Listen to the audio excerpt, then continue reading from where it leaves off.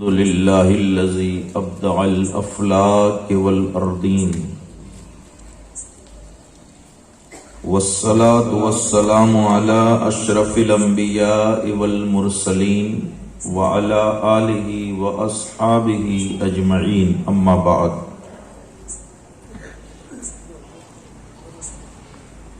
قال الله تعالى في القرآن الكريم اعوذ باللہ من الشیطان الرجیم بسم اللہ الرحمن الرحیم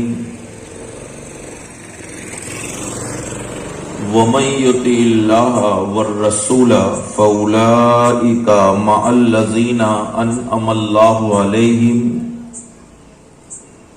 من النبیین والصدیقین والشہداء والصالحین وحسن اولئک رفیقا ذالک الفضل من اللہ وکفی باللہ علیما صدق اللہ العظیم وصدق رسولہ النبی الکریم ونحن علی ذالک لمن الشاہدین والشاکرین والحمد للہ رب العالمین۔ مسنون خطبے کے بعد جس آیت کریمہ کو آج کی تقریر کے لیے سرنامہ بیان قرار دیا ہے، اس کے تعلق سے معروضات پیش کرنے کی سعادت حاصل کرنے سے پہلے ایک مرتبہ عقیدت اور محبت کے ساتھ درود شریف کا ہدیہ پیش کریں اور پڑھیں اللہم صلی علی سیدنا و نبینا و مولانا محمد طب القلوب و دوائها و عافیت الابدان و شفائها ونور الابصار وضیائها وعلى آلہ واصحابہ دائما ابدا۔ زندگی یہ نہیں ہے کسی کے لیے، زندگی ہے نبی کی نبی کے لیے۔ نا سمجھ مرتے ہیں زندگی کے لیے، جینا مرنا ہے سب کچھ نبی کے لیے۔ اسی لیے حضور محدث اعظم ہند علیہ الرحمت والرضوان جب بارگاہ رسالت میں حاضری کا شرف دے کر واپس آنے لگے تو آپ نے اپنے نانا جان کی بارگاہ میں عرض کی کہ یا سیدی، میں آپ کے دربار کو چھوڑ کر ہندوستان کے اندر واپس چلا جاؤں، یہ مجھے گوارا نہیں ہے کہ آپ کا در چھوڑ کر آپ کی بارگاہ سے دور ہو جاؤں، مگر میں مدینہ طیبہ سے واپس ہندوستان میں اس لیے جا رہا ہوں کہ مدینے کا کچھ کام کرنا ہے سید، مدینے کا کچھ کام کرنا ہے سید، مدینے سے بس اس لیے جا رہا ہوں، مدینے سے بس اس لیے جا رہا ہوں۔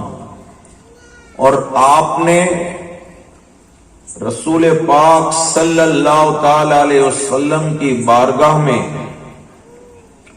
جو نذرانہ پیش کیا، اس کو آپ نے اپنے اشعار کے طور پر یوں عرض کی کہ یا رسول اللہ صلی اللہ علیہ وسلم، میری جان، میرا مال، میری عزت، میری آبرو، سب کچھ آپ پر نچھاور کر کے جا رہا ہوں، مدینے کو سب کچھ دیے جا رہا ہوں، مدینے کو سب کچھ دیے جا رہا ہوں اور بہار مدینہ لیے جا رہا ہوں۔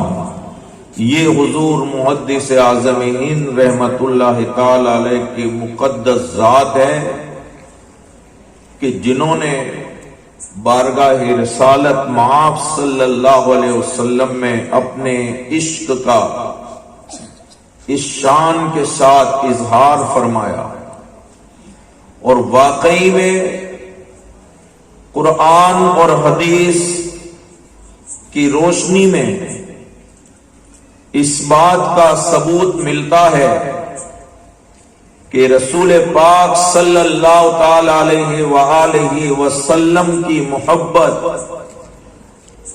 ایمان ہے، سرکار صلی اللہ تعالی علیہ وسلم کی محبت سے وابستگی یہ ایمان کا ثبوت ہے، مگر یہ محبت جیسے جیسے آگے بڑھتی جاتی ہے تو آگے اس کا نام بڑھ کر بدل دیا جاتا ہے۔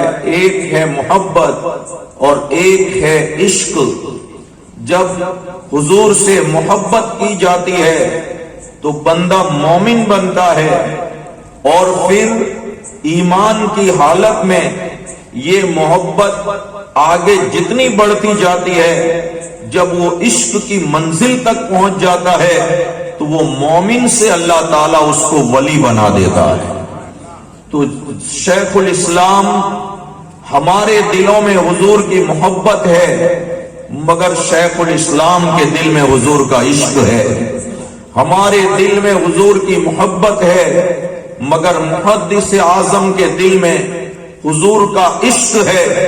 اس لیے ایک عاشق ہی اس طرح کا کلام پیش کر سکتا ہے کہ مدینے کو سب کچھ دیے جا رہا ہوں، بہار مدینہ لیے جا رہا ہوں۔ یہ ایک عاشق رسول ہی کی زبان سے یہ جملے نکل سکتے ہیں۔ تو یہ عشق کی منزل کو پہنچے تو اللہ تعالیٰ نے انہیں ولایت کا نور عطا فرمایا، ولایت کا تاج عطا فرمایا۔ تو رب ذوالجلال نے اپنے محبوب علیہ الصلوۃ والسلام سے محبت کرنے والوں کو کیا انعام دیا ہے، قرآن کریم کی آیت شاہد ہے، ارشاد ربانی ہے، وَمَن يُطِعِ اللَّهَ وَالرَّسُولَ، جو اطاعت کرے گا اللہ کی اور اس کے رسول کی۔ اب ان کا انعام اللہ تعالی بیان فرماتا ہے کہ جو فرما برداری کرے اللہ کی اور اس کے رسول کی تو کیا انعام دیا جائے گا؟ فَأُولَٰئِكَ مَعَ الَّذِينَ أَنْعَمَ اللَّهُ عَلَيْهِمْ، تو اللہ اس کو ان کے ساتھ رکھے گا جن پر اللہ نے انعام فرمایا۔ بولو سبحان اللہ۔ اللہ اور اس کے رسول کی فرما برداری کا بدلہ کیا ہے، اس کا اجر کیا ہے کہ اللہ اس کو ان کے ساتھ رکھے گا جن پر اللہ نے انعام فرمایا۔ اب آگے انعام یافتہ جماعتوں کا اللہ بیان کرتا ہے، من النبیین والصدیقین والشہداء والصالحین،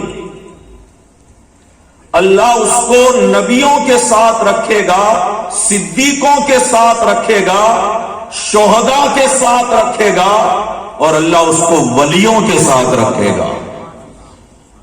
وَحَسُنَ أُولَٰئِكَ رَفِيقًا، اور اللہ تعالی خود ان کی دوستی، ان کی محبت اور ان کی قربت کے بارے میں فرماتا ہے کہ وَحَسُنَ أُولَٰئِكَ رَفِيقًا، یہ ان کی دوستی، ان کا سہارا، ان کی محبت، جس کو رب نے فرمایا کہ یہ حسین لوگ ہیں، وحسن اولئک رفیقا، یہ بہت اچھے ساتھی دار ہیں۔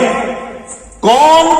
انبیاء، صدیقین، شہداء اور صالحین، یہ ان کا ساتھ بہت اچھا ساتھ ہے، ان کی دوستی بہت اچھی دوستی ہے۔ اور پھر اللہ فرماتا ہے ذالک الفضل من اللہ، یہ اللہ کا فضل ہے، اللہ جسے چاہتا ہے اپنے قریب کرنا تو اللہ اپنے محبوبوں کے قریب کر دیتا ہے۔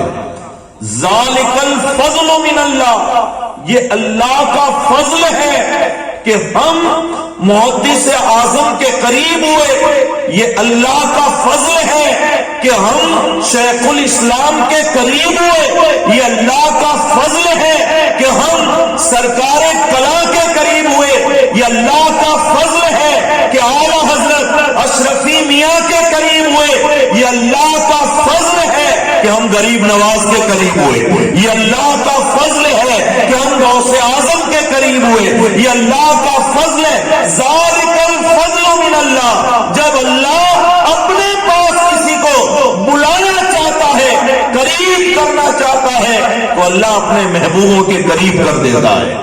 ذالک الفضل من اللہ، یہ اچھوں کا ساتھ، یہ ان کی دوستی، یہ ان کے اوپر کیا جانے والے انعام یافتہ جماعت کا سنگٹھن کسی بازار میں نہیں ملتا، کسی دکان میں نہیں ملتا۔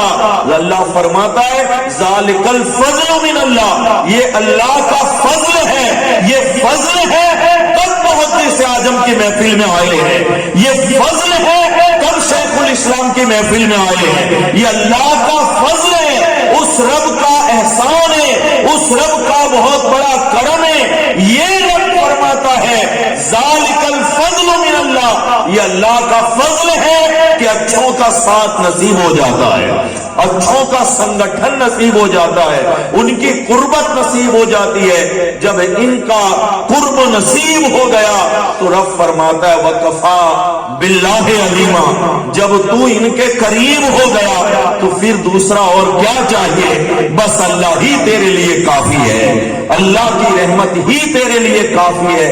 تو آپ دیکھیں یہ اس آیت کریمہ کا ایک آسان سا ترجمہ ہے جس کو اللہ تعالیٰ نے مدینہ منورہ میں نازل فرمایا۔ ایک صحابی رسول جن کا نام حضرت ثوبان رضی اللہ تعالیٰ عنہ، یہ مسجد نبوی کے اندر بیٹھے بیٹھے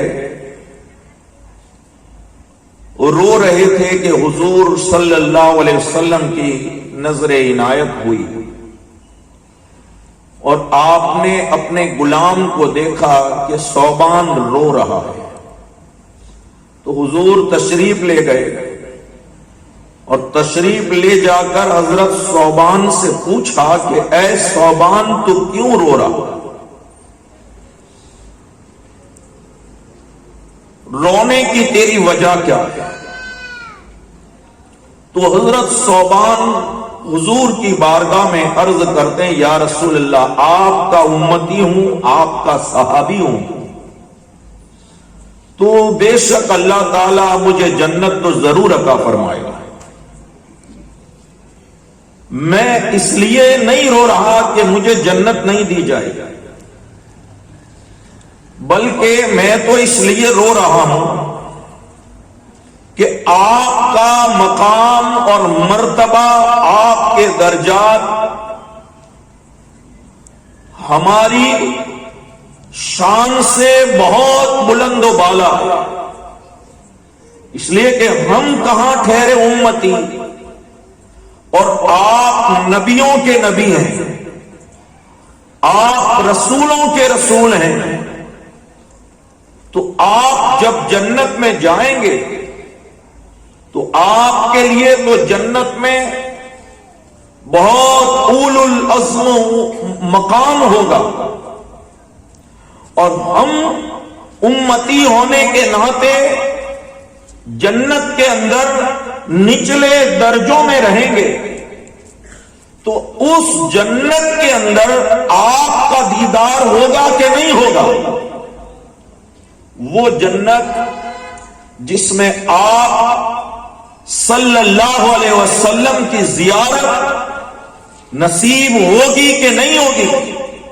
یا رسول اللہ، وہ جنت میں اگر آپ کو دیکھنا مل جائے تو ایسی جنت کو صوبان ویلکم کرتا ہے، ایسی جنت کے اندر جانا مجھے گوارا ہے، مگر میں اس لیے رو رہا ہوں کہ اگر مجھے ایسی جگہ پر رکھا گیا کہ جہاں جنت میں آپ کو نہ دیکھ سکوں، آپ کا مجھے دیدار نہ ہو، تو ایسی جنت کو لے کر میں کیا کروں گا جس میں آپ کا جلوہ نہ ہو، آپ کا جمال نہ ہو، آپ کا دیدار نہ ہو؟ سوال حضور سے ہو رہا ہے اور جواب اللہ تعالی نازل فرما رہا ہے۔ سوال حضور سے ہو رہا ہے، جواب اللہ رب العزت نازل فرما رہا ہے کہ اے محبوب، آپ کا غلام آپ کے ساتھ جنت میں رہنے کا مشتاق ہے، تو آپ کہہ دیں کہ اطاعت کرے اللہ کی اور اس کے رسول کی، تو نبی نہیں ہوگا پھر بھی اللہ جنت میں تجھے نبیوں کے ساتھ رکھے گا، تو صدیق نہیں ہوگا پھر بھی جنت میں اللہ تجھے صدیقوں کے ساتھ رکھے گا، تو شہید نہیں ہوگا پھر بھی اللہ تجھے شہیدوں کے ساتھ رکھے گا، تو ولی نہیں ہوگا پھر بھی اللہ تجھے ولیوں کے ساتھ رکھے گا۔ تو اب ہمیں دنیا میں گھبرانے کی ضرورت نہیں ہے، بس اطاعت کریں اللہ کی اور اس کے رسول کی، جنت میں اللہ تعالی ہمیں محدث اعظم کے قدموں میں جگہ عطا فرمائے گا، ہمیں اللہ تعالی شیخ الاسلام کے قدموں میں جنت میں جگہ عطا فرمائے گا، وَحَسُنَ أُولَٰئِكَ رَفِيقًا۔ اور اللہ فرماتا ہے یہی اچھے ساتھی دار ہیں، یہی اچھے ساتھی دار ہیں۔ ذَلِكَ الْفَضْلُ مِنَ اللَّهِ، یہ اللہ کا فضل ہے، اللہ جس کے دل میں چاہتا ہے ان نورانی جماعت والوں کی محبت پیدا فرما دیتا ہے۔ آپ ذرا سا دیکھیں، ہماری ماں بہنوں نے جو برتن صاف کرنے ہوتے ہیں باہر رکھے ہوتے ہیں، برتن صاف کیا، ابھی وہاں سے اٹھایا نہیں کہ ایک کتا آ گیا اور اس کتے نے برتن کو چاٹ لیا۔ دھویا ہوا ہے، صاف کیا ہوا ہے، مگر اس کے اندر دودھ نہیں ڈالا جائے گا، اس میں پانی نہیں ڈالا جائے گا، اس میں پاک شہد نہیں ڈالا جائے گا، اس میں پاک گھی نہیں ڈالا جائے گا۔ کیوں؟ کتے نے چاٹ لیا، برتن ناپاک ہو گیا، پانی پاک ہے، شہد پاک ہے، دودھ پاک ہے، اب یہ پاک چیزیں ناپاک برتن میں نہیں ڈالی جائے گی۔ اس لیے اللہ تبارک و تعالی نے یہ جو مومن کا دل بنایا ہے، تو اس دل کے اندر اگر کفر کا کتا چاٹ لیتا ہے تو اس دل کے اندر اللہ نبیوں کی محبت نہیں ڈالتا، اللہ شہیدوں کی محبت نہیں ڈالتا، اس میں صدیقوں کی محبت نہیں ڈالتا، اس میں ولیوں کی محبت نہیں ڈالتا۔ ہمارے دل ولیوں کی محبت کے خزینے بنے ہیں، تو معلوم یہ ہوا کہ اللہ نے ہمارے دل کو پاک سمجھا ہے اور یہ پاک محبت ہمارے دل میں پیدا فرمائی ہے۔ ذالک الفضل من اللہ، یہ اللہ کا فضل ہے۔ وکفا باللہ علیما، اور جب اللہ کا فضل ہے تو اللہ ہمارے لیے کافی ہے۔ تو آج دیکھیں پروردگار عالم نے ایک قانون بنایا ہے کہ جس کے دل میں حضور صلی اللہ تعالی علیہ وسلم کی محبت جتنی زیادہ بڑھتی جاتی ہے، ولایت میں اللہ تعالیٰ اسے اتنا ہی اونچا مقام عطا فرماتا ہے۔ صحابیت میں آپ دیکھیں سب سے زیادہ صدیق اکبر رضی اللہ تعالیٰ عنہ کی سینے میں محبت تو رب ذوالجلال نے تمام انبیاء اور مرسلین کے بعد بعد الانبیاء بالتحقیق امیر المومنین ابی بکر صدیق رضی اللہ تعالیٰ تمام انبیاء اور مرسلین کے بعد صدیق اکبر کے درجے کو بلند فرمایا۔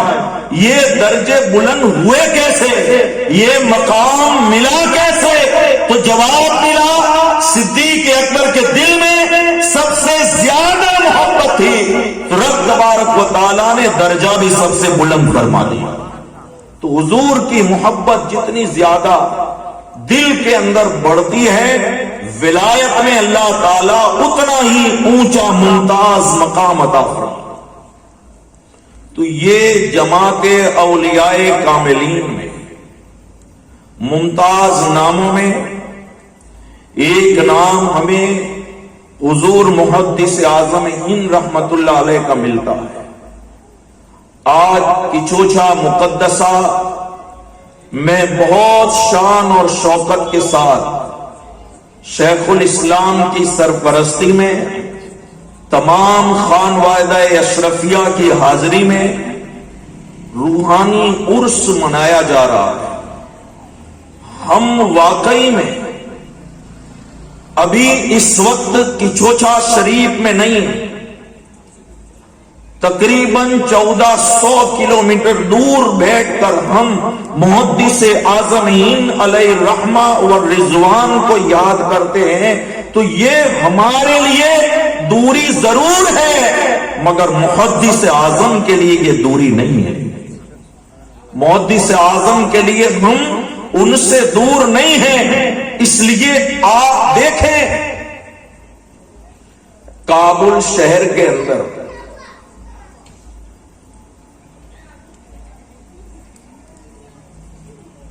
ایک اللہ کے مقدس ولی بہاؤالدین نقشبند تشریف لائے تو ایک بادشاہ کی لونڈی نے دیکھا کہ بہت لوگوں کا ہجوم ہے، تو اس نے پوچھا کہ یہاں اتنی بھیڑ کیوں لگی ہوئی ہے؟ تو لوگوں نے کہا بخارے والے پیر آئے، بخارے والے پیر آئے۔ کہا پیر کیا کرتے ہیں؟ تو کسی نے کہا کہ مصیبت کے ٹائم پر پیر کام آتے ہیں، تکلیف میں پیر کام آتے ہیں۔ تو وہ جو بادشاہ کی لونڈی تھی وہ بہاؤالدین نقشبند علیہ الرحمہ کی بارگاہ میں گئی، بیعت کر لیا، مریدہ ہو گئی، اور پھر پرہیزگار اور متقی تو تھی اور زیادہ عبادت میں ذوق بڑھ گیا۔ بادشاہ کی نظروں میں اس کی اور زیادہ عزت بڑھ گئی۔ تو دوسرے نوکر چاکر بادشاہ کی نظروں میں ذلیل کرنے کے لیے اس کے کمرے کے اندر قیمتی زیور چھپا دیتے ہیں اور بادشاہ سے کہتے ہیں تو جس کو وفادار سمجھتا ہے وہ لونڈی چور ہے۔ جب تلاشی لی گئی اس کے کمرے کے اندر سے قیمتی زیور ملے تو بادشاہ جلال میں آ گیا اور کہا کہ میں تو سمجھتا تھا کہ تو واقعی میں پرہیزگار ہے، مگر تو باہر کچھ اور اندر کچھ اور، میں تجھے معاف نہیں کروں گا۔ اوپر مینارے کے اوپر ایک جلاد کو حکم دیا کہ اس کو لے جاؤ اور مینارے کے اوپر سے اس کو زمین پر پھینک دے۔ وہ جلاد اس لونڈی کو اوپر لے گئے، مینارے کے اوپر کھڑا کیا تو اس نے شہر بخارا کی جانب اپنا چہرہ کیا اور چہرہ کرنے کے بعد کہا کہ مجھے تو لوگوں نے کہا تھا کہ مصیبت کے وقت پیر کام آتے ہیں، اس لیے میں تو آپ سے بیعت ہو گئی۔ اس مصیبت سے بڑا دنیا میں کون سا وقت آ سکتا ہے؟ حضور میری مدد فرمائیں۔ اتنا کہنا تھا کہ وہ جلاد نے اس لوڈی کو مینارے کے اوپر سے دھکا دے دیا، وہ مینارے کے اوپر سے چلی، زمین پر پہنچی نہیں تھی کہ بہاؤدین نقشبند اپنے دونوں ہاتھوں کو پھیلائے ہوئے اس کو اٹھا لیتے ہیں اور بازو میں رکھ دیتے ہیں۔ جب پیر کو دیکھتی ہے تو کہتے حضور آپ کب آئے؟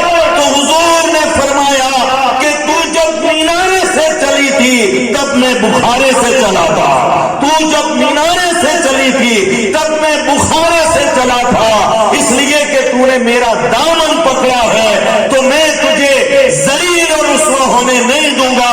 تو اے لوگوں کان کھول کر سن لو، اگر تم نے شیخ الاسلام کا دامن پکڑا ہے تو یہ ایسا پیر ہے جو دنیا میں بھی ذلیل ہونے نہیں دے گا اور قبر کے اندر بھی ذلیل ہونے نہیں دے گا۔ جب وہاں مصیبت ہوگی تو ہماری مدد کے لیے یہ مقدس نفوس قدسیہ وہاں بھی تشریف لائیں گے۔ اس لیے اللہ کا احسان عظیم ہے کہ ایسا نورانی پیر جس کی وابستگی ہم کو نصیب ہوئی ہے، مگر ضرورت ہے اس بات کی کہ اس وابستگی کو ہمیشہ کے لیے بچانا ضروری ہے۔ آج بسا اوقات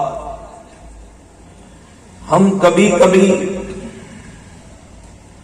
اپنے ذاتی مفاد کو سامنے رکھ کر پیر کی نسبتوں کا احترام نہیں کرتے،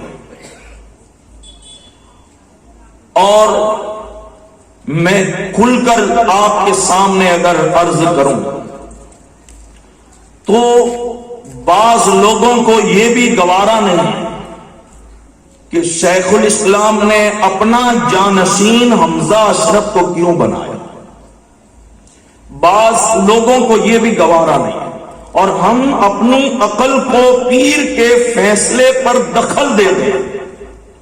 مگر آپ دیکھیں ایک مکان کے اندر جب میں گیا تو مالک مکان اتنا خوش ہوا اور مسکراتے ہوئے مجھے بتاتا جاتا تھا کہ یہ میرا وہ مکان ہے جس کی بنیاد شیخ الاسلام نے اپنے ہاتھوں سے رکھی، یہ وہ مکان ہے کہ اس جگہ کے اوپر شیخ الاسلام نے نماز پڑھی، یہ وہ کمرہ ہے جہاں شیخ الاسلام نے آرام فرمایا، یہ وہ جگہ ہے جہاں شیخ الاسلام کے قدم پڑے۔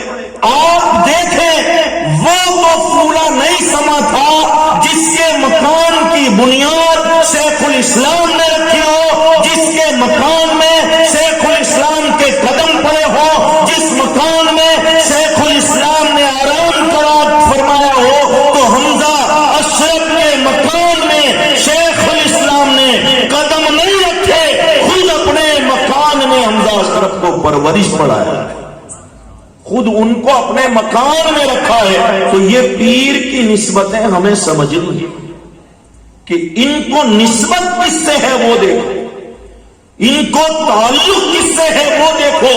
اللہ تبارک و تعالی کا مقدس قرآن شاہد ہے، سیدہ طیبہ بی بی مریم سلام اللہ علیہا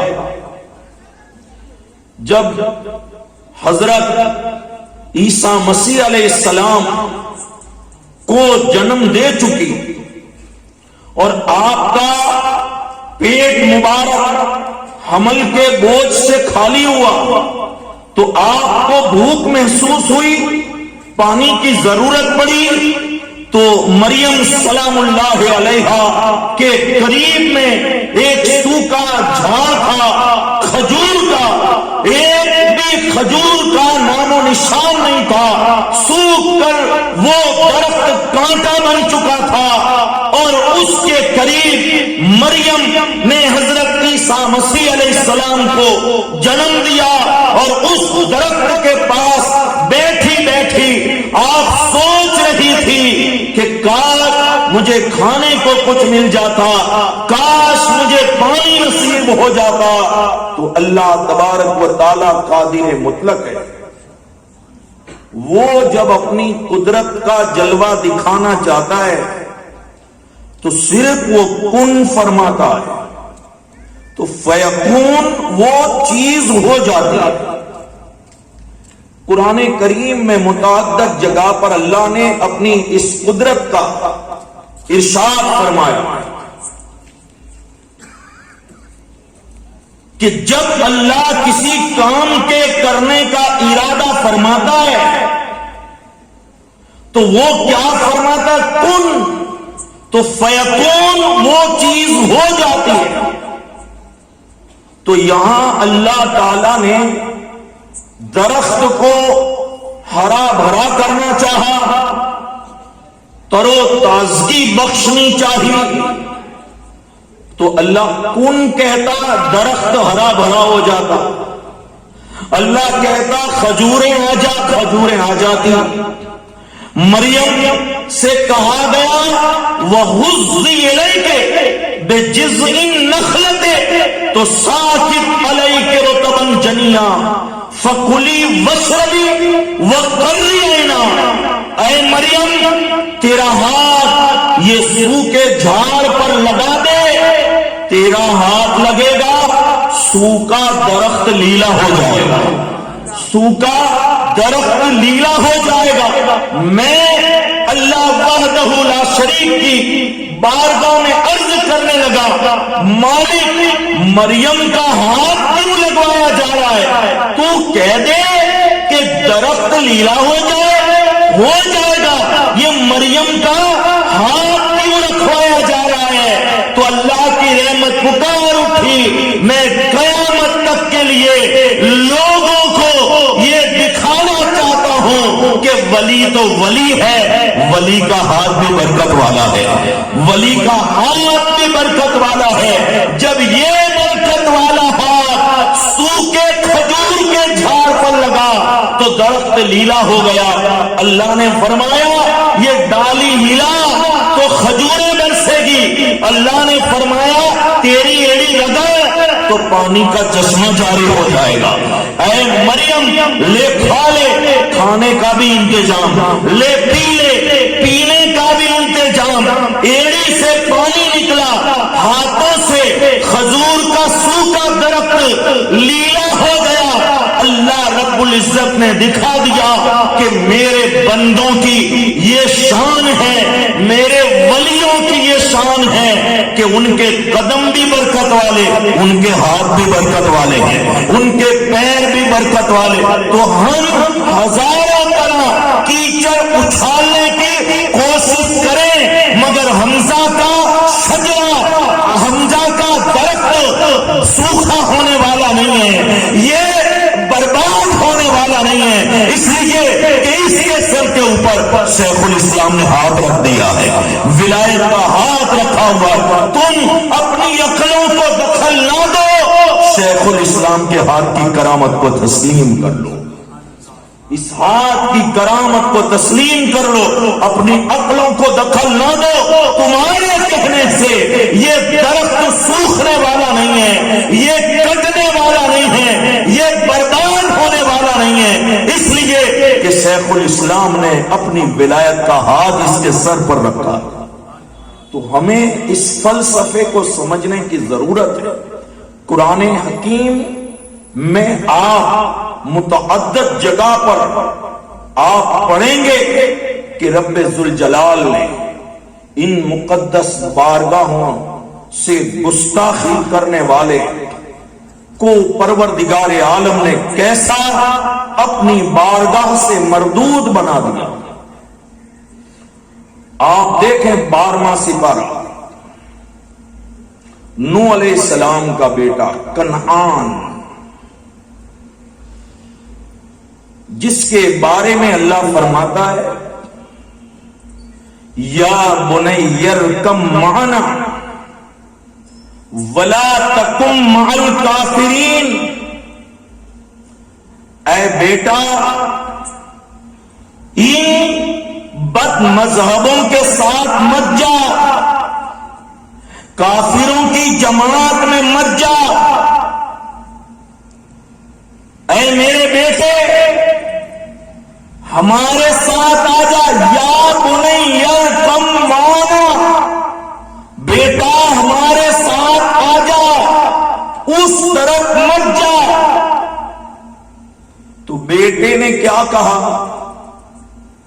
وفادار بیٹا ہوتا تو نوح علیہ السلام سے کہتا کہ آپ کا حکم سر آنکھوں پر، آپ سے عزت ملی تھی اور آپ کے صدقے میں ہمارے دم قدم میں جان ہے، مگر نوح علیہ السلام کا بیٹا بغاوت کے بول بولا۔ کیا بولا؟ قال الصحابی الى جبل یعصمونی من الماء، ابا جب طوفان آئے گا، جب عذاب آئے گا، الى جبل یعصمونی من الماء، تو یہ عذاب سے بچنے کے لیے پہاڑ کو سہارا بنا لوں گا، پہاڑ کے اوپر چڑھ جاؤں گا، پہاڑ کی آڑ لے لوں گا۔ نوح علیہ السلام کا بیٹا یہ سمجھتا تھا کہ میں اللہ کے عذاب سے بچ جاؤں گا اگر پہاڑ پر چڑھ گیا۔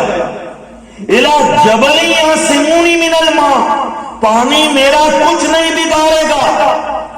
تو نوح علیہ السلام نے کتنا پیارا آپ نے ارشاد فرمایا، قال لا عاصم اليوم من امر اللہ الا من رحم، آج تجھے پہاڑ نہیں بچا سکتا، اللہ کے عذاب سے صرف اللہ کی رحمت بچا سکتی ہے۔ الا من رحم، ربی، رب کی رحمت ہی بچا سکتی ہے، مگر اس نے نوح علیہ السلام سے بغاوت کی، ادھر نہیں آیا، شر کسی میں رہا، تو انجام کیا ہوا؟ وحال بینہم الموج، اللہ فرماتا ہے باپ اور بیٹے دونوں کے بیچ میں پانی کی ایک بہت بڑی موج آ گئی۔ وحال بینہم الموج فَكَانَ مِنَ الْمُغْرَقِينَ، اور وہ غرق ہو گیا، تباہ اور برباد ہو گیا۔ تو آپ دیکھیں اللہ والوں کی بغاوت سے کوئی کامیاب نہیں ہو سکتا، قرآن شاہد ہے، مگر ان کی محبت سے وابستگی کا ثبوت بھی قرآن دیتا ہے۔ یہ تو سگا بیٹا تھا مگر غرق ہو گیا، مگر نوح علیہ السلام کا کتا جنتی ہو گیا، اصحاب کہف کا کتا جنتی ہو گیا، اصحاب کہف کا کتا قرآن میں اللہ تعالیٰ نے اس کے بیٹھنے کا ذکر بیان فرمایا۔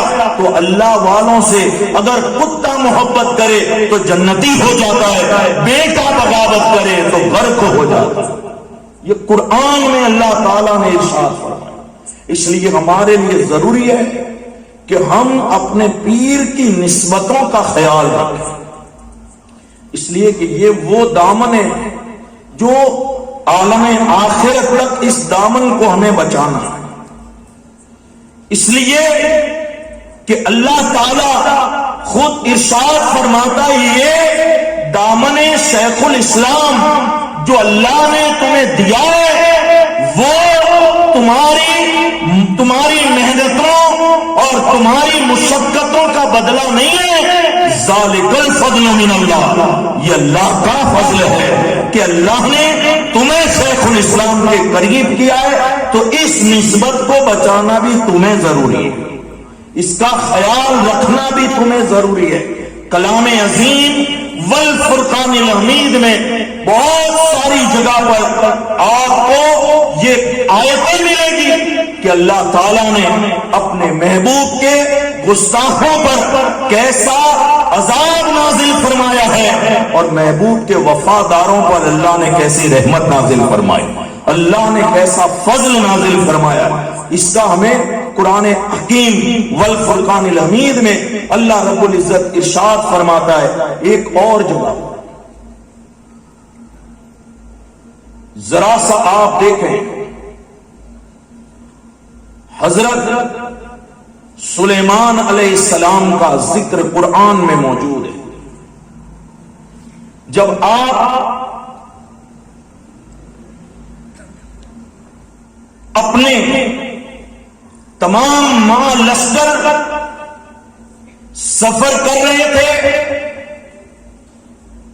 تو آپ کے لشکر کو ایک جنگل سے گزرنا تھا،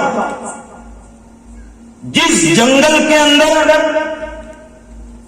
بہت ساری چونٹیاں، جس کو ہم کیڑیاں کہتے ہیں، ان چونٹیوں، ان کیڑیوں کا جنگل آ رہا تھا، اور اس جنگل سے حضرت سلیمان علیہ السلام کا لشکر گزرنے والا۔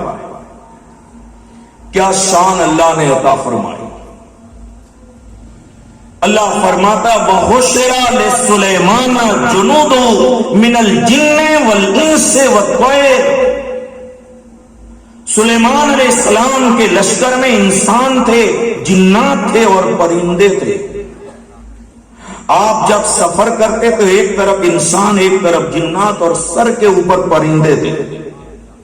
اس شان سے آپ کی سواری نکل، اور رب فرماتا ہے فَهُمْ يُوزَعُونَ، اور یہ لشکر کی نظم و تربیت خود حضرت سلیمان علیہ السلام فرماتے، اس لشکر کو ٹریننگ دیتے، اس لشکر کو کس طرح سے سفر کرنا ہے، کس طرح سے رہنا ہے، کس طرح سے حکومت کے کام کو انجام دینا ہے، وہ ساری ٹریننگ حضرت سلیمان علیہ السلام فرماتے تھے۔ اللہ فرماتا ہے فَهُمْ يُوزَعُونَ، وہ ان کی نظم و تربیت میں سارا لشکر رہتا تھا۔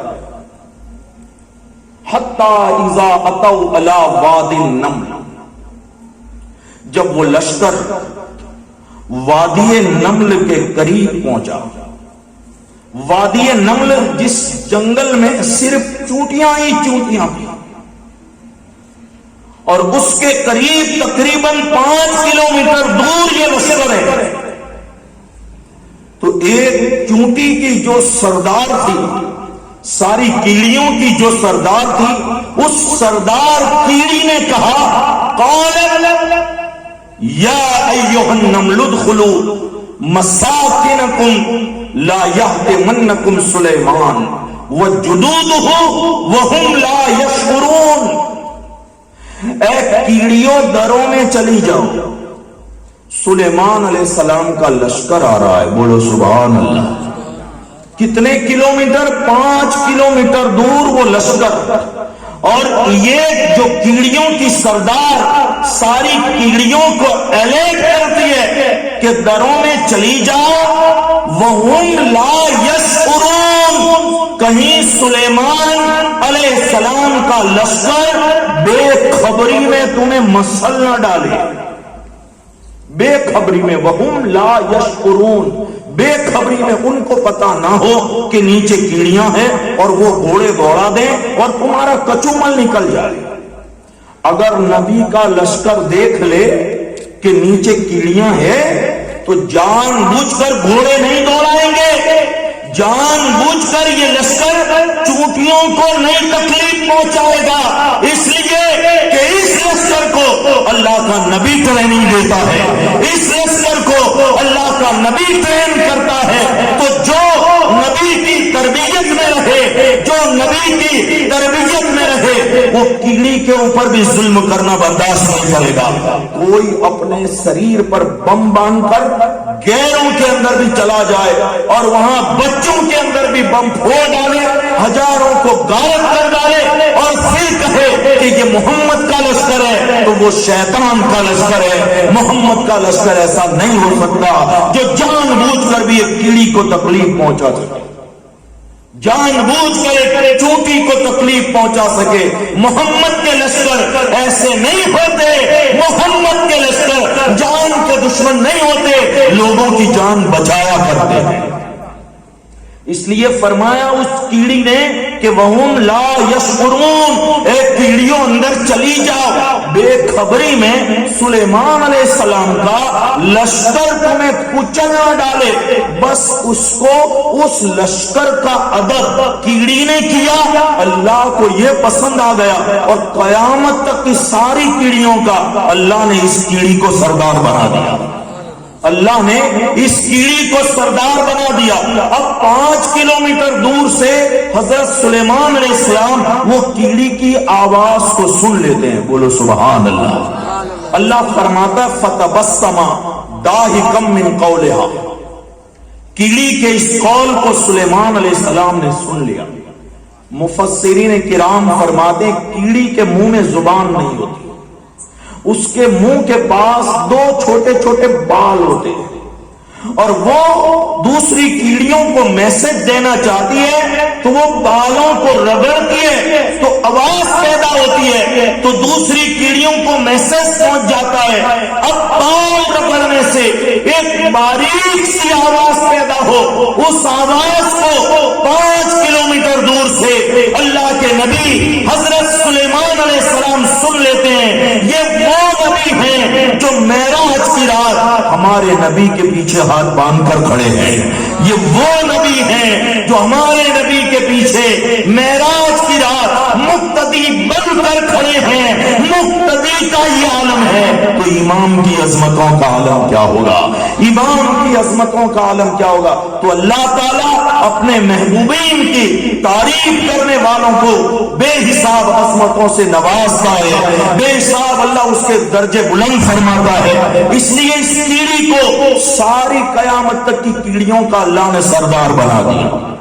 تو جس کے دل میں جتنی نبی کی محبت بڑھتی جاتی ہے اتنے رتبے بلند ہوتے جاتے ہیں, اتنے درجات میں ترقیاں ہوتی جاتی ہیں. تو ہم اس مقام پر نہیں پہنچ سکتے جس مقام پر شیخ الاسلام ہیں, ہم اس درجے تک نہیں پہنچ سکتے جس درجے پر محدث اعظم ہیں, مگر اللہ فرماتا ہے وَمَن يُطِعِ اللَّهَ وَالرَّسُولَ, تو اطاعت کر لے اللہ کی اور اس کے رسول کی, اللہ تعالیٰ تجھے جنت میں بھی محدث اعظم کے قدموں میں جگہ عطا فرمائے گا, شیخ الاسلام کے قدموں میں جگہ عطا فرمائے گا. اس جگہ کو حاصل کرنے کے لیے ان کی محبت سے اپنے دل کو منور اور مجلہ رکھنا ضروری ہے. ان بزرگان دین کے اندرونی معاملات سے ہمیں اپنے آپ کو بچانا ہے اور صرف ہمیں ان کا فیض حاصل کرنا ہے, ہمیں ان کی قربت حاصل کرنی ہے, ہمیں ان کی دعاؤں سے وابستگی حاصل کرنی ہے, ہمیں ان کی نظر کرم کی ضرورت ہے. نگاہ ولی میں وہ تاثیر دے گی, بدلتی ہوئی ہزاروں کی تقدیر دے گی. وآخر دعوانا الحمدللہ.